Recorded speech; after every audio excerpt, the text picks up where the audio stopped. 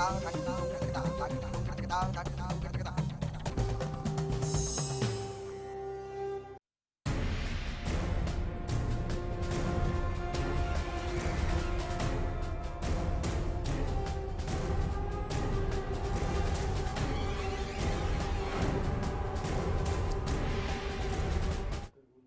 स्वागत है आपका हरियाणा न्यूज में। आप देख रहे हैं बड़ी खबर, आपके साथ मैं हूं भुवन शर्मा। बड़ी खबर में आज हम बात एचटीईटी को लेकर करेंगे। जी हां, एचटीईटी का सरगना क्यों है अब तक गिरफ्त से बाहर, कौन है जिसने इस पूरे एचटीईटी प्रकरण को कराया।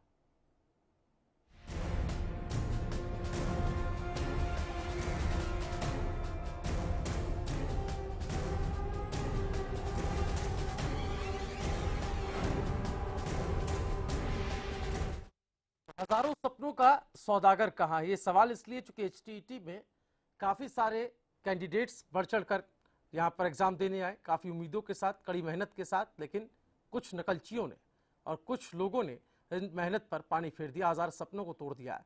वो गुनहगार क्यों अब भी पुलिस की गिरफ्त से बाहर है, इसको समझने की हम कोशिश करेंगे, इस पर चर्चा करेंगे, लेकिन उससे पहले आपको दिखाते हैं रिपोर्ट।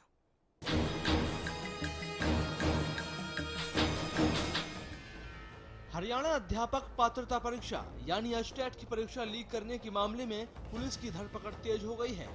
शनिवार को परीक्षा रद्द किए जाने के बाद पुलिस अब तक 9 लोगों को हिरासत में ले चुकी है, लेकिन हजारों लाखों सपनों का कत्ल करने वाला एचटेट का मास्टरमाइंड अब भी पुलिस की पहुंच से कोसों दूर है। 14 नवंबर को जींद में प्रश्न पत्र लीक होने की खबर के बाद एचटेट लेवल 3 की परीक्षा रद्द की गई। अब तक पुलिस 9 आरोपियों को गिरफ्तार कर चुकी है, जिनमें एक आरोपी हरियाणा सरकार में कार्यरत तहसीलदार का बेटा बताया जा रहा है। एचटेट की जांच के लिए एसआईटी का गठन किया गया है। मास्टरमाइंड की तलाश में एसआईटी ने हरियाणा, दिल्ली समेत देश के कई राज्यों में छापेमारी की है। तमाम कोशिशों के बावजूद इस पूरे खेल का बड़ा खिलाड़ी अब भी पुलिस की मुट्ठी में नहीं है। हालांकि एसआईटी प्रभारी ने दावा किया है कि जल्द ही इस खेल के मास्टरमाइंड को हिरासत में ले लिया जाएगा। तो कल 2 गिरफ्तार हुए थे और 7 महीने पहले गिरफ्तार किए हुए। नहीं, मास्टरमाइंड तक पहुंचे हम लोग, जल्दी गिरफ्तार उसको भी करेंगे हम लोग। हमें बहुत सी लीड मिली है, पहचान हो चुकी है हमारे से।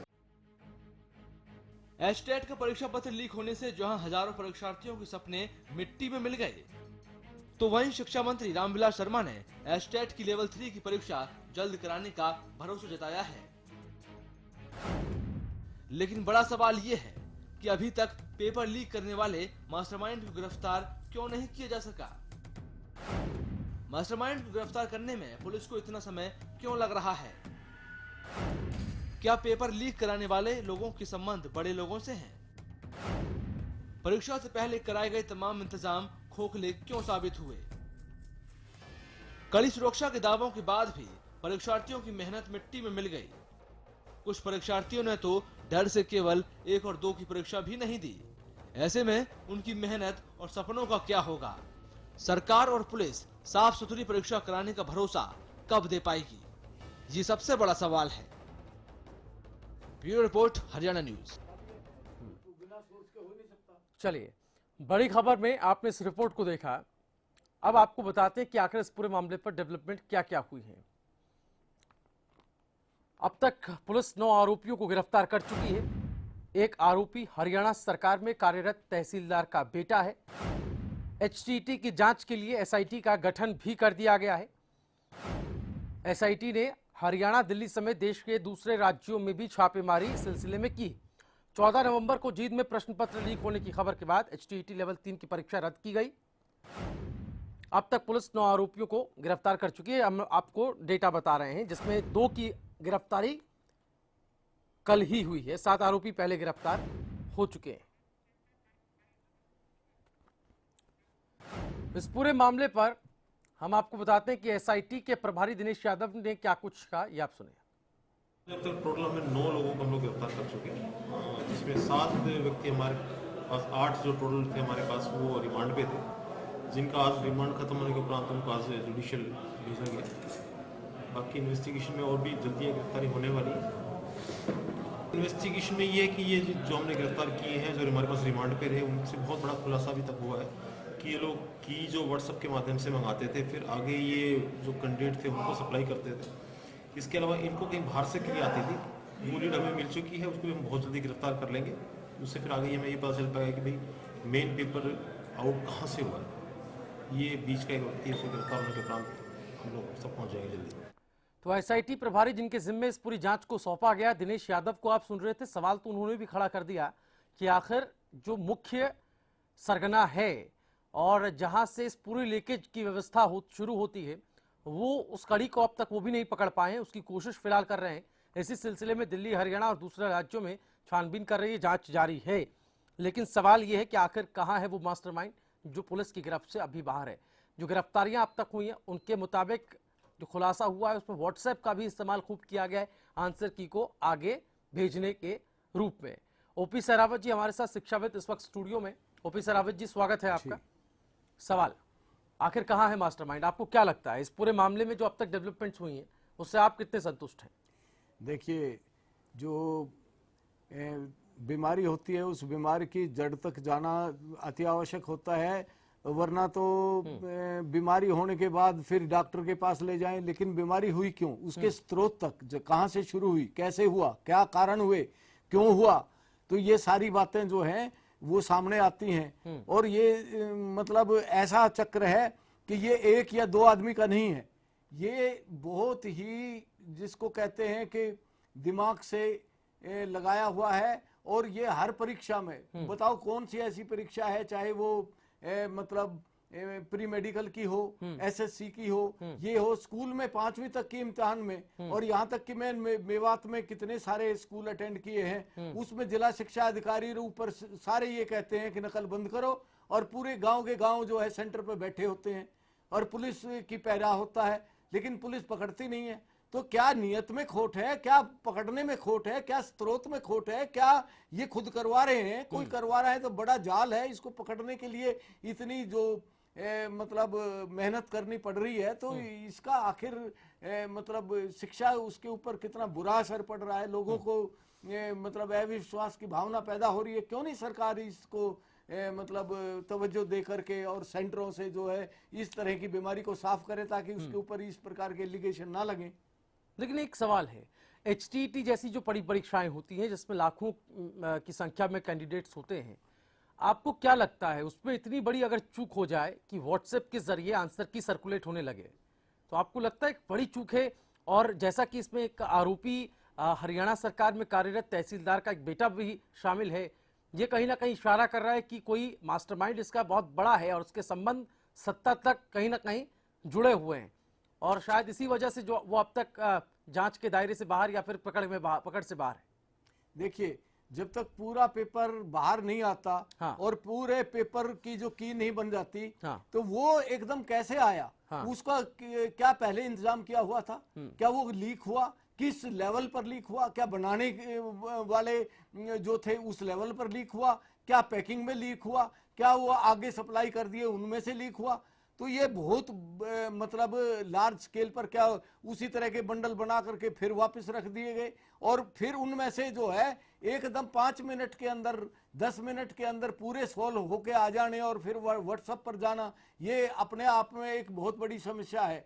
और क्या इसको मतलब सरकार बंद नहीं कर सकती? क्या एजुकेशन डिपार्टमेंट बंद नहीं कर सकता? क्या सरकार की जिम्मेवारी नहीं है कि वो इस प्रकार की लगाम लगाए कि सेंटर्स के ऊपर तैनात करे? क्या मतलब ये एक बहुत बड़ी बात है कि सरकार एक नकल को नहीं रोक पा रही है, कि एग्जाम के लिए नकल कर रोक नहीं पा रही है, उसकी बेइज्जती हो रही है, और फिर उसके बाद है कि वो गिरफ्तारी नहीं हो रही है, वो आदमी नहीं मिल रहे हैं, किसने मतलब इस प्रकार का कांड किया, कहाँ इसके जो प्रोजेक्ट किस किस से जुड़े हुए हैं, बगैर ये अंदरूनी मिले इतना बड़ा कांड हो नहीं सकता। हाँ, और चूंकि आप भी कई आपने प्रिंसिपल की सेवाएं आप दे चुके हैं, स्कूल लेवल पे आपने काफी काम किया है, गोपनीयता में सेंध कैसे लग जाती है? हर प्रश्न पत्र को बनाने का या फिर कोई ढांचा जो खड़ा किया जाता है उसको लेकर एक उसका गोपनीयता का भी एक फॉर्मेट होता है, उस गोपनीयता में कैसे सेंध लग जाती है?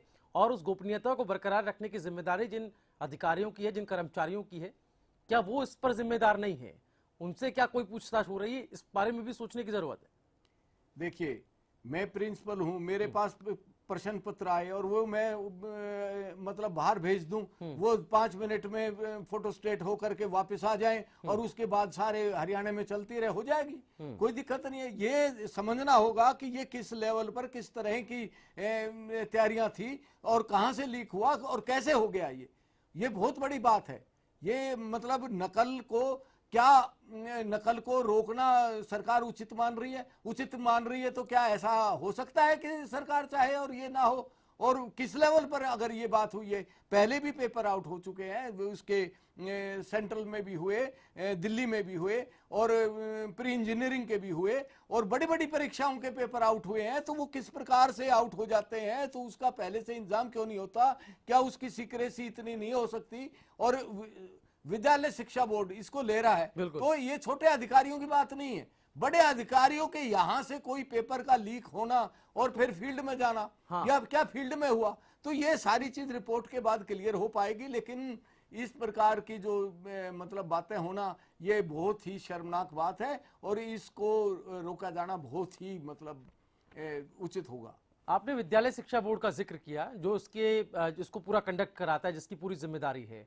एक सवाल जो उसके लिए भी उठ रहा है, जो मैं चरणों की बात कर रहा हूं, हर एक चरण का एक गोपनीयता का भी अपने आप में एक चरण है।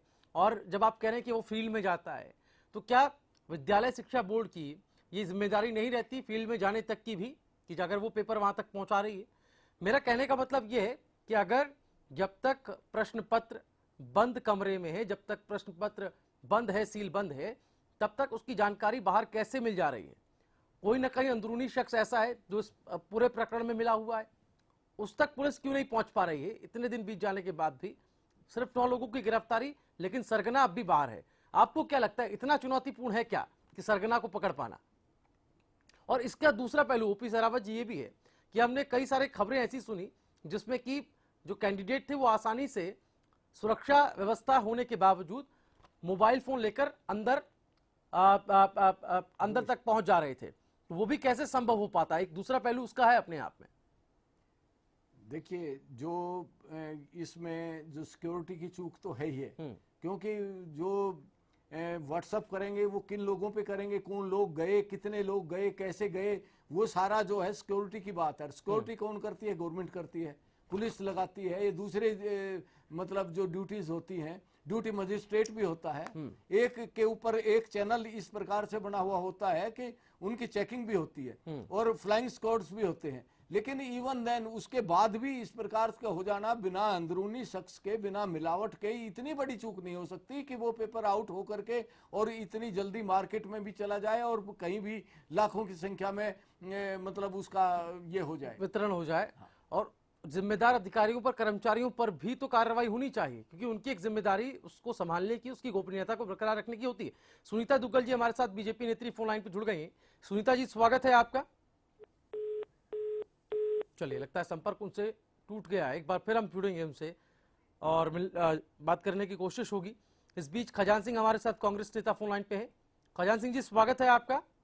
थैंक यू, धन्यवाद। HTT को लेकर जिस तरह से एक हम कह रहे थे कि इसमें नकल भी खूब हुई है और नाकामी भी हाथ लगी, एक इस पर डेवलपमेंट पर अगर हम गौर करें तो 9 लोगों को अब तक पुलिस ने गिरफ्तार कर लिया है, लेकिन अभी भी SIT के हाथों से दूर है मुख्य सरगना, जो मास्टरमाइंड HTT का पूरा है। लेकिन एक जो खबर इसमें चौंकाने वाली बात यह है कि इस पूरे प्रकरण में जो आरोपी है, उनमें से एक आरोपी हरियाणा सरकार में कार्यरत तहसीलदार का बेटा भी है। आप क्या कहेंगे इस पर?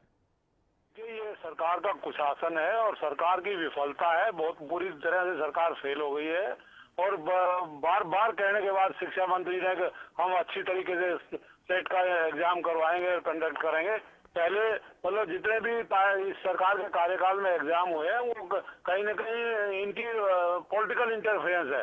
ये भारतीय जनता पार्टी नकल को मतलब बढ़ावा देने वाली पार्टी है और इनकी सारी एक्सपोज ये बेनकाब हो गए हैं। जो जिस तरीके का एक स्कैंडल है और एक बहुत बड़ा ये समझता हूँ बच्चों के भविष्य जो हरियाणा का उज्जवल भविष्य है उसके साथ खिलवाड़ है। और इस तरीके से भारतीय जनता पार्टी की सरकार जो प्रचार करती है सिर्फ प्रचार का काम करती है, बाकी इनका रिजल्ट जीरो है। इनके खाते में कोई अचीवमेंट नहीं, नहीं आप है। ये मानते हैं इन्होंने कोई खजान अच्छा सिंह जी, काम जो करके नहीं दिया। इसमें हम मुख्य सरगना की बात कर रहे हैं, वो कोई ऐसा व्यक्ति भी हो सकता है, ऐसा शख्स भी हो सकता है जो सीधा सत्ता से ताल्लुक रखता हो, क्योंकि अभी तक वो गिरफ्त से बाहर है और जिस तरह के लोग इसमें पकड़े जा रहे हैं, तहसीलदार का बेटा इसमें पकड़ा जा रहा है, तो आपको लगता है कि हो सकता है वो शख्स कोई बड़ी पावर वाला व्यक्ति हो या उसके ताल्लुक किसी ऐसे शख्स के साथ हो जो सत्ता में बैठा हो? देखिए, ये भारतीय जनता पार्टी के नेताओं का खेल है और सारे सत्ता के लोग इसके पीछे हैं। चलिए, इसमें बहुत शुक्रिया खजान सिंह जी आपका हमारे साथ जुड़ने के लिए, आपने हमसे बात की।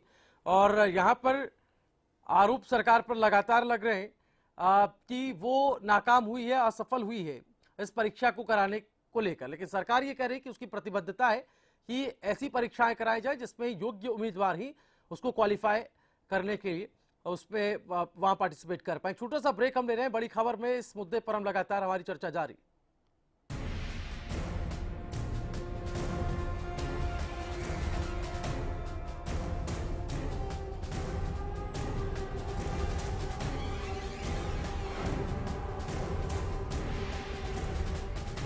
गुलमोहर सिटी NH 65 पर स्थित कैथल की सबसे सुंदर टाउनशिप अब आपके लिए लेकर आए हैं फ्री होल्ड प्लॉट्स, विलास और independent floors. Gulmohar city boundary walls और एक्सक्लूसिव गेटेड सिक्योरिटी से सुसज्जित, जिसमें है sports club, club house, lush green park और भी बहुत कुछ। तो बेहतर लाइफस्टाइल के लिए Gulmohar city, the city of joy in Kaithal. चल मैं निकल रहा हूँ। ओके। और ये तेरे लिए। ये किस खुशी में? एक तो आज तेरा मैच है और अरोरा अंकल के घर में भी तो। बाय। आपकी जरूरतों को वही समझते हैं जिनके लिए स्पेशल हैं आप, जैसे dish TV only for you. 9905 पर आज ही कॉल करें और पाएं ऑफर्स जो है खास आपके लिए, क्योंकि स्पेशल हैं आप। सरकारी नौकरी मिलती नहीं या आप लेते नहीं, बेरोजगार रहने के दो कारण हैं। या तो आप कोशिश नहीं कर रहे या आपकी दिशा गलत है। सरकारी नौकरी कैसे पाई जा सकती है, देखिए हमारा खास कार्यक्रम कैसे पाएं सरकारी नौकरी, हर रोज दोपहर 2:30 बजे।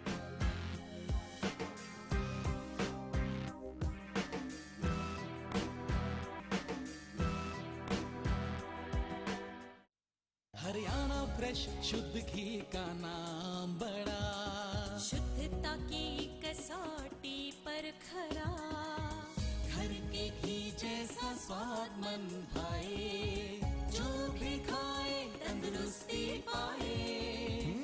हरियाणा फ्रेश एगबाग शुद्ध घी, स्वाद घर के घी जैसा। हरियाणा फ्रेश शुद्ध घी।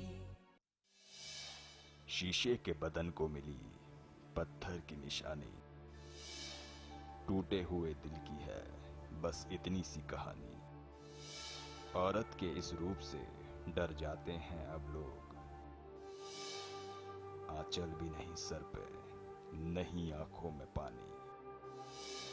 क्राइम रिपोर्ट में देखिए किल दिल।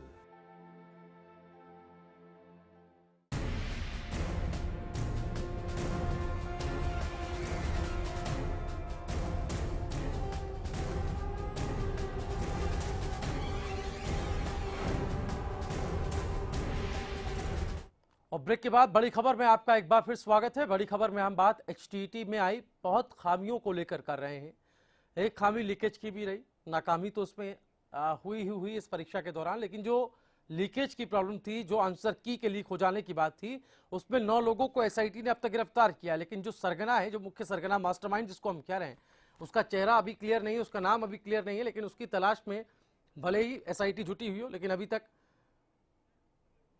कोई गिरफ्तारी मास्टरमाइंड की हुई नहीं है।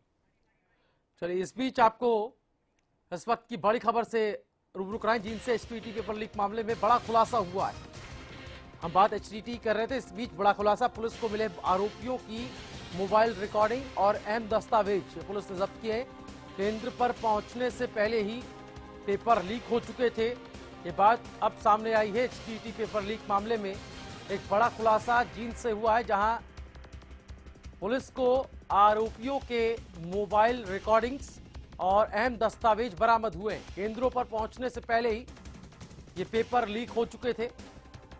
जिनसे इस वक्त की बड़ी खबर, एचटीटी पर हम लगातार चर्चा भी कर रहे हैं और इसी बीच इसी से जुड़ी एक बड़ी खबर आ गई है। रोहताश हमारे संवाददाता हमारे साथ फोन लाइन पे ज्यादा जानकारी के लिए जुड़ गए।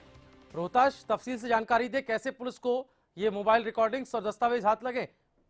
जी, मैं आपको बताना चाहूंगा, जिस तरीके से पुलिस को फर्जी दोषियों को मोबाइल रिकॉर्डिंग अन्य दस्तावेज मिले, उस तरीके से इस पेपर प्रदेश के सभी परीक्षा केंद्रों में पहुंचाने से पहले लीक हो गया था। दिलचस्प बात यह है कि पेपर लीक करने से पहले सोशल मीडिया, व्हाट्सएप पर से ज्यादा इस्तेमाल किया गया और मुख्य आरोप ने इस दौरान मोबाइल कॉल की सुविधा पर समिति के लिए प्रयोग किया गया। पुलिस को इस मामले में आरोपी को फोन हुई बातचीत की रिकॉर्डिंग प्रयोग किया गया। जी, दस्तावेज और रिकॉर्डिंग्स के आधार पर क्या कुछ कह रही है पुलिस? क्या कुछ जानकारी उसके हाथ में?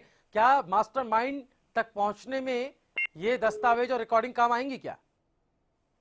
जी, मैं आपको बताना चाहूंगा, जिस तरह पुलिस ने इस मामले आरोपी को फोन से बातचीत को रिकॉर्डिंग और परीक्षा में व्हाट्सएप पर भेजी गई आंसर की का डाटा कलेक्ट कर लिया गया। रिकॉर्डिंग में महत्वपूर्ण तथ्य सामने है, जिसमें पुलिस ने सबूतों के माध्यम से मामले की ओर महत्वपूर्ण जानकारी सुनी से खुलासा आईजी अनिल कुमार राव ने।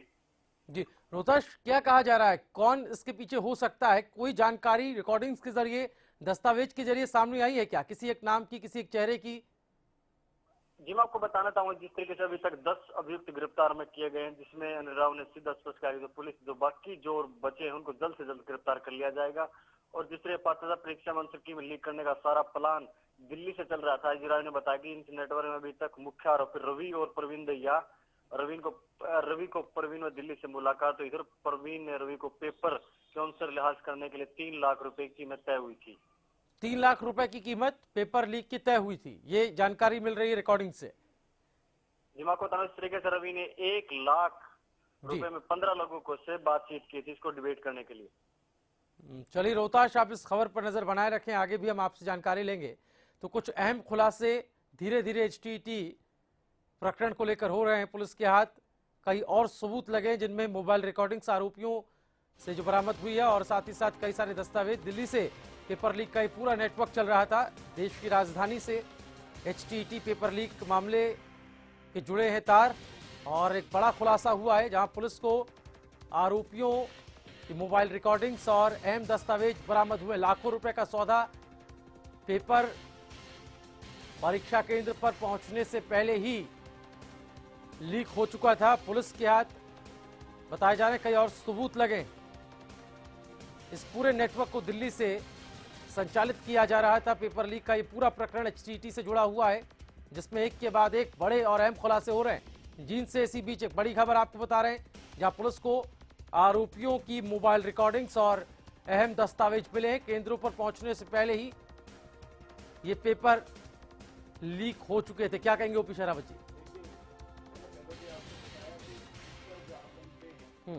वहाँ कैसे सिक्योरिटी रखी जाए ये उन प्रबंधकों का काम है। उनको भी इन्वॉल्व किया जाए कि वो कैसे लीक हुए, उसका सिस्टम होता है। एक भाई ये 3 पेपर कोई बना रहा है तो 3 लेक्चरर्स अलग अलग हैं, उनके किस आदमी के एक लिए जाएंगे और वो आदमी इतना सीक्रेट होगा कि पता नहीं कौन सा उनमें से चूज किया जाए। तो ये सीक्रेसी रखना ये प्रबंधकों का काम है। और फिर वो सील्ड होते हैं सारे, कैसे वो भेजने हैं और वो भेजने के बाद भी वही शील्ड दिए जाते हैं। हाँ। फिर आगे कैसे वो उनमें से पेपर निकला, हाँ। कैसे मतलब वो देखिए कि दिल्ली पहुंचा। हाँ। दिल्ली पहुंचने की बात लाखों रुपए की जो हो रही है, हाँ। वो खुलासे हो रहे हैं सामने। इससे तो लगता है कि ये कितने ही ऐसे एग्जाम है जो नालायक बच्चों की भर्ती करवाने का एक ये महाजाल है और इसका पर्दाफाश होना बहुत जरूरी है। और इसमें ओपी शरावत जी, जो बड़ी बात है ये कि पेपर सेंटर में पहुंचने से पहले ही लीक हो गया और बाकायदा उसकी आंसर की बन गई, जिसको कि व्हाट्सएप पे भी, उसको सोशल पे भी, साइट्स पे भी, एप्लीकेशंस पर भी सर्कुलेट कर दिया गया। यानी कि एक पहले से ही की गई तैयारी थी। इतनी जल्दी आंसर शीट तैयार करके, आंसर की तैयार करके उसको इजीली उसको सर्कुलेट कर देना कोई आसान बात नहीं हो नहीं सकता। ये प्लानिंग पहले से ही चल रही, प्लानिंग पहले से चल रही थी। इसमें जो आदमी लगे हुए थे वो 1-2 आदमी नहीं है, उसे लाखों का जो हेर फेर था और लाखों रुपए जो पता नहीं पहले भी परीक्षाओं में जो कमाए हैं। हाँ। वो तो हाथ लग गया है। कोई 100 चोरी करता है, 1 चोरी में पकड़ा जाता है, लेकिन इससे पहले भी कितना नेटवर्क होगा, इसका पूरा सिस्टम होगा। कोई ऐसे नहीं होता कि सरकारी कर्मचारी जो है वो अपनी नौकरी को बीच में रख कर तो हम सीधा सीधा हमें व्यवस्था में खामी से जोड़कर देखना चाहिए। एक बात ओपी शेरावत जी, जो हम किसी एक सरकार को घेरने का मकसद नहीं है, लेकिन जो सरकार मौजूद है उसी का ही दायित्व बनता है, या हरियाणा शिक्षा बोर्ड जो है, जो इस पूरे परीक्षा को संचालित करा रहा था, जिसके संचालन की जिम्मेदारी जिसके हाथ पे थी, उस पे तो सवाल उठेगा ही कि आखिर जब आपकी जिम्मेदारी थी एक निष्पक्ष परीक्षा कराने की, एक ऐसी परीक्षा जो नकल रहित हो, सुचिता के साथ हो, तो फिर वो बोर्ड पर क्यों ना सवाल उठाए जाए। ये तो व्यवस्था में खामी उजागर हो रही है। दिल्ली से हरियाणा की परीक्षाएं संचालित होती हैं, या दिल्ली से नकल का जो पूरा नेटवर्क है वो HTT को लेकर शुरू होता है, तो बड़ी हैरानी वाली बात है जो खुलासा हुआ है। ओपी शेरावत जी, देखिए ये जो मतलब छोटे स्कूल लेवल पर जो नकल चलती हैं, सेंटरों में आदमी आ जाते हैं, सारे पुलिस को भी पता होता है, एजुकेशन ऑफिसर को भी पता है, वहाँ के टीचर कुछ कर नहीं पाते हैं। अगर सरकार रोकना चाहे तो क्या ये संभव है कि भाई ये नकल हो जाए? दूसरी बात ये है जो सिस्टम है, जिससे आपने बताया, सिस्टम की कहीं ना कहीं खामी जरूर है कि सिस्टम ने पेपर बना के किसको दिए, कैसे दिए, आगे कैसे पहुंचे, वहां कहां कमी रही, तो ये सारी चीज खोजबीन करने की बहुत मतलब आवश्यक बात है। और अगर इस तरह से परीक्षाओं में ये होता रहा तो जो नालायक है बच्चे हैं वो इसमें आएंगे और 20 साल आगे पढ़ाएंगे, वो आगे जो मतलब घटिया भर्ती हो जाएंगे, तो वो हरियाणा के जो बच्चों का भविष्य क्या होगा, ये बहुत बड़ी बात है, छोटी बात नहीं है। और एक जानकारी कोचिंग संचालकों को लेकर भी सामने आ रही कि कुछ कोचिंग संचालक भी इस पूरे मामले में शामिल रहे। तो अगर मामला इतना ज्यादा विस्तार लेता नजर आ रहा है, अगर इसके तार इतने अब फैलते जा रहे हैं, आप देखिए कहां कहां ये अगर कोचिंग संचालकों तक, निजी कोचिंग संचालकों तक ये पेपर पहुंच जा रहे हैं, तो आपको क्या लगता है आज से पहले क्या इतना बड़ा एक पेपर लीक का मामला क्या आपके नॉलेज में सामने है क्या इतिहास में? अगर हरियाणा के इतिहास हम देखें तो देखिए, पहले जो इस प्रकार का ना तो साइंटिफिक जो सिस्टम थे, ना कोई बात थी। अगर कोई पेपर लीक होता था वही सेंटर तक, एक सेंटर का हो गया, उसको जो है वाइंड अप कर दिया या उसको कैंसिल कर दिया। लेकिन अब तो विश्व में कहीं भी आप किसी कोने में हो और पेपर अगर सामने लीक हो जाए तो लाखों के पेपर बेकार हो जाएंगे, और ऐसा मतलब होता भी है। और जो जिस सिस्टम से इन्होंने किया है, जिस टेक्निकल, इसमें से एक या दो आदमी भी, अगर मान लो मैं एक किसी कमरे में ड्यूटी है और सारे बच्चे बैठे हैं, एक पेपर को ले जाके 2 मिनट लगते हैं, 5 मिनट लगते हैं लीक करने में भी, लेकिन उसको वो बाहर ना जाए, ये व्यवस्था कौन करेगा? बिल्कुल, कैसे वो टाइट होगा, ड्यूटी कैसे होंगी? ये सीधी जिम्मेदारी शिक्षा बोर्ड की, प्रशासन की, व्यवस्था की और सरकार की। बहुत शुक्रिया ओपी शेरावत जी, आप हमारे साथ जुड़े इस तमाम चर्चा में शामिल होने के लिए। तो सवाल बड़ी खबर में यही था कि HTT को लेकर मुख्य सरगना, HTT को लेकर जो मास्टरमाइंड इस पूरे प्रकरण करा, वो पुलिस की गिरफ्त पे कब आएगा। लेकिन इस बीच जो बड़े खुलासे होते जा रहे हैं, हरियाणा न्यूज उसको आप तक पहुंचा रहा है। एक एक कर, परत दर परत अब चीजें खुलनी शुरू हुई हैं। लेकिन मास्टरमाइंड कब हिरासत में होगा, SIT की कब पकड़ में होगा, ये सवाल अपने आप में बहुत बड़ा है। इसका इंतजार हमें भी है। फिलहाल बड़ी खबर में इतना ही, लेकिन हरियाणा न्यूज पर खबरों का सिलसिला लगातार जारी है। नमस्कार।